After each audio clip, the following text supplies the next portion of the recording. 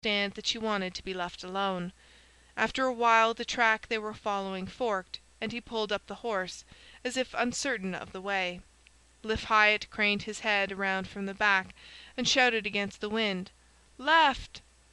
and they turned into a stunted pine-wood and began to drive down the other side of the mountain. A mile or two farther on they came out on a clearing where 2 or 3 low houses lay in stony fields, crouching among the rocks as if to brace themselves against the wind. They were hardly more than sheds, built of logs and rough boards, with tin stovepipes sticking out of their roofs. The sun was setting, and dusk had already fallen on the lower world, but a yellow glare still lay on the lonely hillside and the crouching houses. The next moment it faded, and left the landscape in dark autumn twilight. "Over there!" Liff called out, stretching his long arm over Mr. Miles's shoulder. The clergyman turned left, across a bit of bare ground overgrown with docks and nettles, and stopped before the most ruinous of the sheds. A stovepipe reached its crooked arm out of one window, and the broken panes of the other were stuffed with rags and paper. In contrast to such a dwelling, the brown house in the swamp might have stood for the home of plenty. As the buggy drew up, 2 or 3 mongrel dogs jumped out of the twilight with a great barking, and a young man slouched to the door and stood there staring. In the twilight Charity saw that his face had the same sodden look as Bash Hyatt's, the day she had seen him sleeping by the stove. He made no effort to silence the dogs, but leaned in the door, as if roused from a drunken lethargy, while Mr. Miles got out of the buggy. "Is it here?" the clergyman asked Liff in a low voice, and Liff nodded. Mr. Miles turned to Charity. "Just hold the horse a minute, my dear. I'll go in first," he said, putting the reins in her hands. She took them passively, and sat staring straight ahead of her at the darkening scene, while Mr. Miles and Liff Hyatt went up to the house. They stood a few minutes talking with the man in the door, and then Mr. Miles came back. As he came close, Charity saw that his smooth, pink face wore a frightened, solemn look. "Your mother is dead, Charity. You'd better come with me," he said. She got down and followed him, while Liff led the horse away. As she approached the door she said to herself, "This is where I was born. This is where I belong." She had said it to herself often enough as she looked across the sunlit valleys at the mountain, but it had meant nothing then, and now it had become a reality. Mr. Miles took her gently by the arm, and they entered what appeared to be the only room in the house. It was so dark that she could just discern a group of a dozen people sitting or sprawling about a table made of boards laid across 2 barrels. They looked up listlessly as Mr. Miles and Charity came in, and a woman's thick voice said, "Here's the preacher," but no one moved. Mr. Miles paused and looked about him. Then he turned to the young man who had met them at the door. "Is the body here?" he asked. The young man, instead of answering, turned his head toward the group. "Where's the candle? I told yer to bring a candle," he said with sudden harshness to a girl who was lolling against the table. She did not answer, but another man got up and took from some corner a candle stuck into a bottle. "How'll I light it? The stove's out," the girl grumbled. Mr. Miles fumbled under his heavy wrappings and drew out a matchbox. He held a match to the candle, and in a moment or two a faint circle of light fell on the pale, aguish heads that started out of the shadow like the heads of nocturnal animals. "Mary's over there," someone said, and Mr. Miles, taking the bottle in his hand, passed behind the table. Charity followed him, and they stood before a mattress on the floor in a corner of the room. A woman lay on it, but she did not look like a dead woman. She seemed to have fallen across her squalid bed in a drunken sleep, and to have been left lying where she fell, in her ragged, disordered clothes. One arm was flung above her head, one leg drawn up under a torn skirt that left the other bare to the knee, and a swollen, glistening leg with a ragged stocking rolled down about the ankle. The woman lay on her back, her eyes staring up unblinkingly at the candle that trembled in Mr. Miles's hand. "She just dropped off," a woman said over the shoulder of the others, and the young man added, "I just come in and found her." An elderly man with lank hair and a feeble grin pushed between them. "It was like this. I says to her, only the night before, 'If you don't take and quit,' I says to her.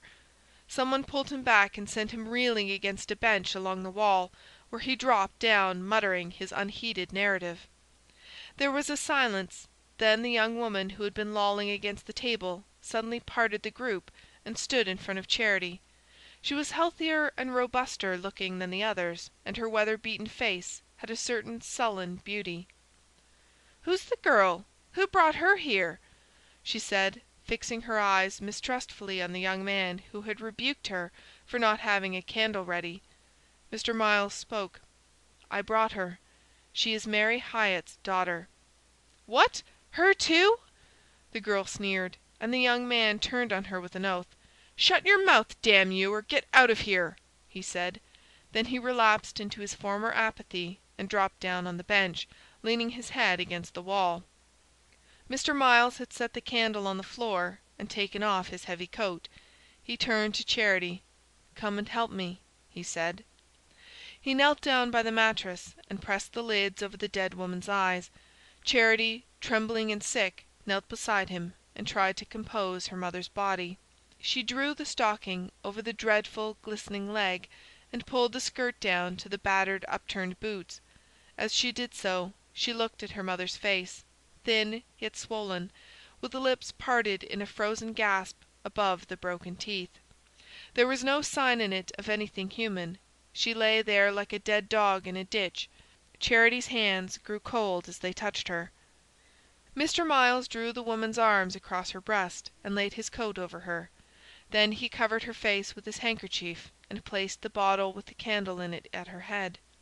Having done this, he stood up. "Is there no coffin?" he asked, turning to the group behind him. There was a moment of bewildered silence. Then the fierce girl spoke up. "You'd oughta brought it with you. Where'd we get one here, I'd like to know?" Mr. Miles, looking at the others, repeated, "Is it possible you have no coffin ready?" "That's what I say. Them that has it sleeps better," an old woman murmured. "But then she never had no bed." "And the stove weren't hers," said the lank-haired man on the defensive. Mr. Miles turned away from them and moved a few steps apart. He had drawn a book from his pocket, and after a pause he opened it and began to read, holding the book at arm's length and low down, so that the pages caught the feeble light. Charity had remained on her knees by the mattress. Now that her mother's face was covered, it was easier to stay near her, and avoid the sight of the living faces which too horribly showed by what stages hers had lapsed into death. "I am the resurrection and the life," Mr. Miles began. "He that believeth in me, though he were dead, yet shall he live. Though after my skin worms destroy my body, yet in my flesh shall I see God." "In my flesh shall I see God!" Charity thought of the gaping mouth and stony eyes under the handkerchief, and of the glistening leg over which she had drawn the stocking. "We brought nothing into this world, and we shall take nothing out of it." There was a sudden muttering and a scuffle at the back of the group. "I brought the stove," said the elderly man with lank hair, pushing his way between the others. "I went down to Creston and bought it, and I got a right to take it outer here, and I'll lick any feller as says I ain't." "Sit down, damn you!" shouted the tall youth who had been drowsing on the bench against the wall. "For man walketh in a vain shadow, and disquieteth himself in vain. He heapeth up riches, and cannot tell who shall gather them." "Well, it are his," a woman in the background interjected in a frightened whine. The tall youth staggered to his feet. "If you don't hold your mouths, I'll turn you all out of here, the whole lot of you," he cried with many oaths. "G'wan, minister, don't let them faze you." "Now is Christ risen from the dead, and become the firstfruits of them that slept. Behold, I show you a mystery. We shall not all sleep, but we shall all be changed, in a moment, in the twinkling of an eye, at the last trump. For this corruptible must put on incorruption, and this mortal must put on immortality.